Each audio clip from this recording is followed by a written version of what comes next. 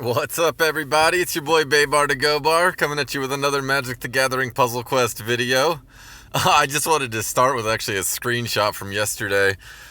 This got a little bit on the ridiculous side. I'm going to show you kind of what this combo looks like.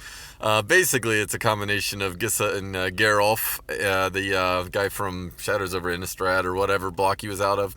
But and it's comboing with Primevals' glorious Rebirth. But this shows you kind of how ridiculous this combo can get. But we're going to actually do a slight variation of that today that is going to be actually trying to make the combo lethal rather than just, obviously that's going to be lethal as soon as I attack, but, not just infinitely loop, but instead turn this into a lethal combo. So stick with me. We're going to pop over to the actual deck real quick. So the four first, basically the four cards at the top are the only important ones.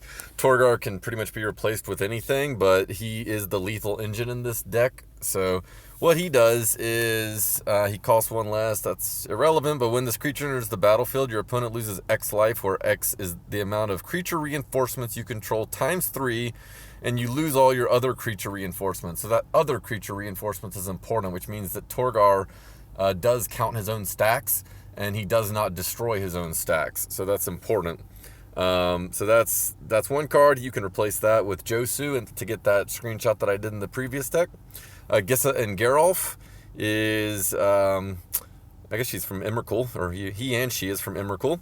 When this creature enters the battlefield, the first 4 creatures in your library are destroyed. So this is how we get stuff into our library to tutor back up with Glorious Rebirth. And if you think of what's happening here, he also has this other thing where he returns the last zombie I destroyed. No, he's not a zombie. I didn't know if Torgaar was a zombie or not. But that's kind of irrelevant, because really what is happening here is he's causing creatures to be destroyed and go into your graveyard. So what we're going to do in this combo is tutor these back up with Primevals' Glorious Rebirth. Only because if you have a named creature, historic or legendary creature on board, and return all legendary creatures from your graveyard to the battlefield. So the idea here is and then we're going to use Hazoret's Undying Fury to basically get 4 copies of Glorious Rebirth into our hand and full of mana, or I guess technically 0 cost. And so that's basically the plan. So let me show you. The other cards are pretty much not important. I'm not sure Goggles is even good in here. They're really just draw engines to try and get to our 2-card combo, which in this case is Gisa and Geralf and Hazoret's Undying Fury. Once you get those 2 going, basically cast them both, then you're going to start, tutoring up more Gisa and Geralfs, which will destroy more creatures and get the combination going. So if you look at that screenshot from earlier in the video, basically what happens is you play Gisa and Geralf, and then you play, Glorious Rebirth or Huff into 4 Rebirths or whatever. And let's say you end up so Gisa and Geralf dropped 4 creatures into your graveyard. Let's say 2 of those come back up when you do the Glorious Rebirth as Gisa and Geralf.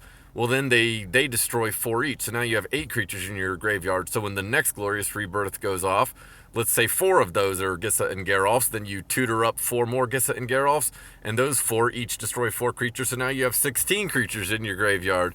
Do that again, maybe 8 of them is Gisa and Geralf, and you get the picture. We are basically growing at an exponential rate, which is how we got to such a ridiculous number in, this was turn 8, I believe, but that was kind of irrelevant.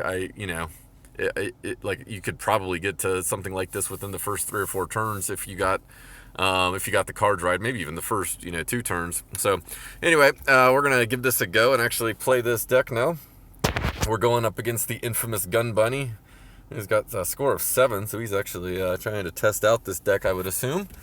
Hopefully I'll destroy it for him. Gun Bunny is infamous because he is the one, in my recollection, who actually started the Not Another Dime movement. It was a movement when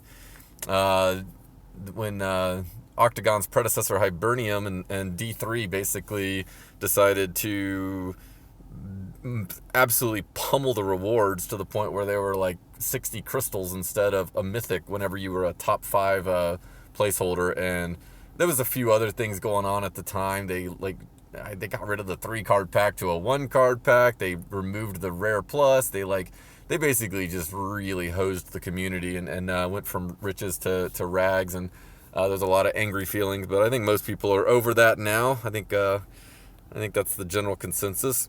So again, we don't really need anything but those Gisa and Geralf and Huff's Hazoret's Undying Fury. I'd love to start being able to dig for cards, but I don't really see anything good here. I don't know if I should go for the mana or not. I think I will not. Well, I guess I'm going to do this. Oh, beautiful. You love when a plan comes together. Alright, now we're going to get a dig here. Again, we don't really need the Primevals Glorious Rebirth as a single copy. We really want Huff to get multiple copies of it going. So I am going to take more card draw to see how quickly we can make this happen. This deck is it's actually pretty good, I would say. It's pretty gimmicky. I certainly agree with you there, but it's actually not bad either. So we got our Huff. Now we're looking for a copy of Gisa and Geralf. I'm probably slaughtering that, but I slaughter card names all the time. Just ask my buddy Madren. He's a librarian and he makes fun of me pretty badly, but I'm a big boy. I can take it. Now we're good friends, so we give each other a hard time, all of us in Goblin Pile. So all right, still can't find Gisa and Geralf. Let's see if I can dig for him. Don't really need a second copy of Huff. I might keep that for now, but hopefully we can dig out. Nope. Alright, let's put it on the multicolored mana. And let's see what I want to do here.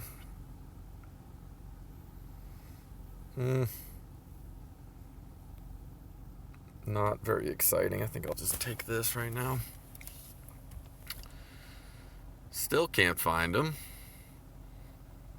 This is probably the longest it's taken me to actually dig, which is why this deck's actually pretty effective. Is it's made to just dig and dig and dig, and you can see I'm getting pretty deep into my deck and still haven't found him. But luckily, Mr. Gun Bunny hasn't even put up a threat yet, so we're doing all right.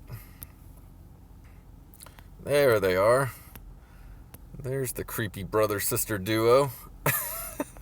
I'm going to turn him off because I have to have him on the board whenever I cast Glorious Rebirth. You have to have that creature in play. So I don't actually want to cast him out, and just in case Gun Bunny's holding on to something that can kill him, or a dino or something that'll run over him. Alright, let's see. Let's hope to combo this.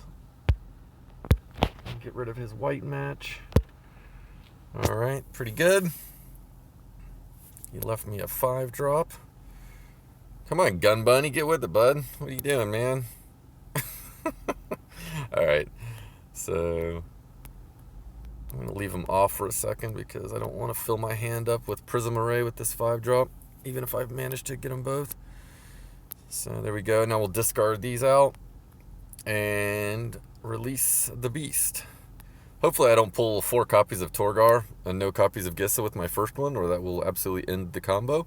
But that's pretty unlikely, so let's see what happens. Alright, so he just destroyed 4 creatures into the graveyard.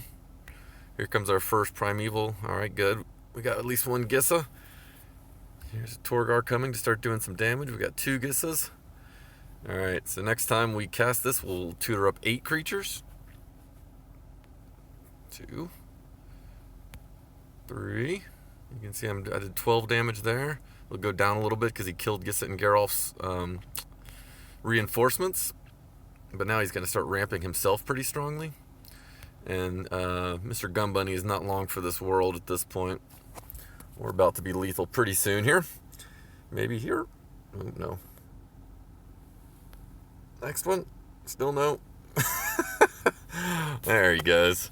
So, you can see, I mean, I was pretty clunky. I had to dig pretty deep to get my 2 creatures, but you see why Karn is so ridiculously strong. Unfortunately, I don't know of a way to build this deck in a standard legal, because it's, I think, the only creature that comes in and destroys a lot of creatures into your graveyard in any substantial amount is Gisa and Geralf. So, unless they create something else that enables a graveyard dump, as you pull them out, and it specifically needs to be historic too, then yeah, I think that the only way to do it is in Legacy. But anyway, I hope you enjoyed the video.